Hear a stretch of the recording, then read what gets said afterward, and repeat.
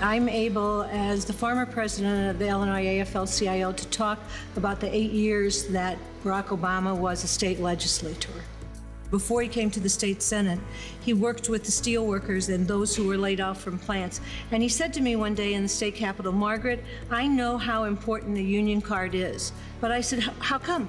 And he said, "Because the difference when I was in community organizing between having a union card and not meant you had the solidarity of your brothers and sisters to help you find another job, get some training, work out your problems. That didn't happen for the other folks."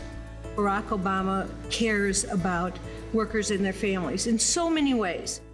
I'm voting for Obama. Obama. Obama. Well, first I was with Hillary Clinton. She was my first choice, but it was no problem getting behind Obama. I'm going to vote for Barack Obama because I think he will help the middle-class people and put people back to work in this country. He wants to modernize health care. He wants to have stricter rules with NAFTA. I like the fact that he's a Christian, I'm a Christian. I know Obama gets working people. We can't take 4 more years of this current administration, and that's what we'll get with John McCain. Everything that the American working man stands for, John McCain's against. What's happened in 8 years is going to take a long time to reverse, but it gives us hope. Everybody just needs to get out and vote. If they want to see things change in this country, that Barack Obama's the way to go. If you talked about the issues and you let them know what Barack stands for and you let them know what John McCain stands for, I don't care whether you're a union or what you are, you're going to have an awful lot of money not to vote for Barack.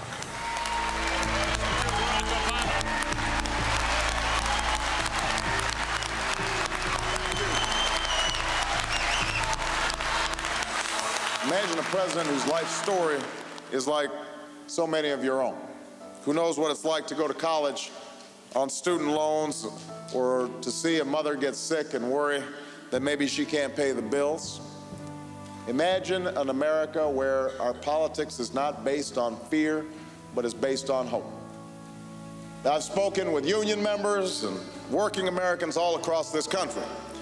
Small towns and big cities and living rooms and VFW halls, in coffee shops, at plants and farms and factories. There's one thing I've found in common.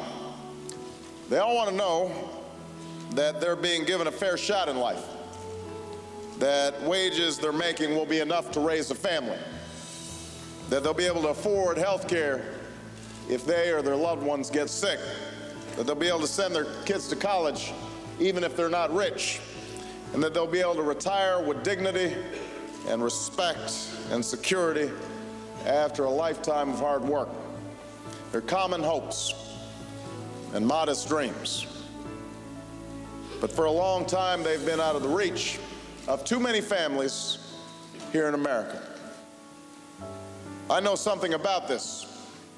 The reason I turned down a job on Wall Street and went to work as a community organizer in Chicago more than 2 decades ago was to help neighborhoods that had been devastated by the closing of steel plants all across the south side of Chicago. And I worked with churches and with unions to organize job training for those who'd been put out of a job.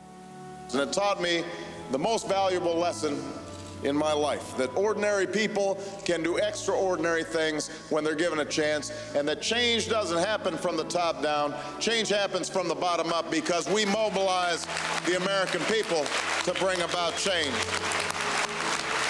I want to play some offense. I'm ready to play offense for a living wage. I'm ready to play offense for a secure retirement. We're ready to play offense on universal health care. If we want to stand up for workers' rights abroad, we've got to look out for workers' rights here in the United States of America. I opposed NAFTA. That's why I opposed CAFTA. That's why I opposed permanent normalized trade relations with China without having some sort of assurances that American workers and American consumers were going to be looked after.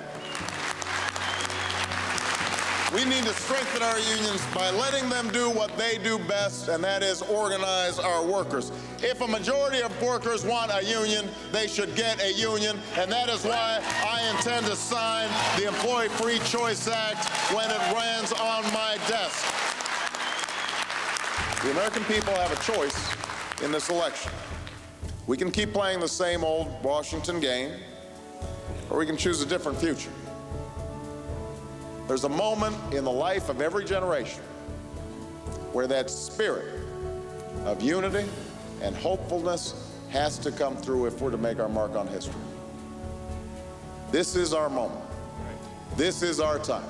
And if you will march with me, if you will organize with me, if you will vote for me, then I promise you this, you and I together, we are going to change this country. We are going to change the world. Thank you very much, everybody.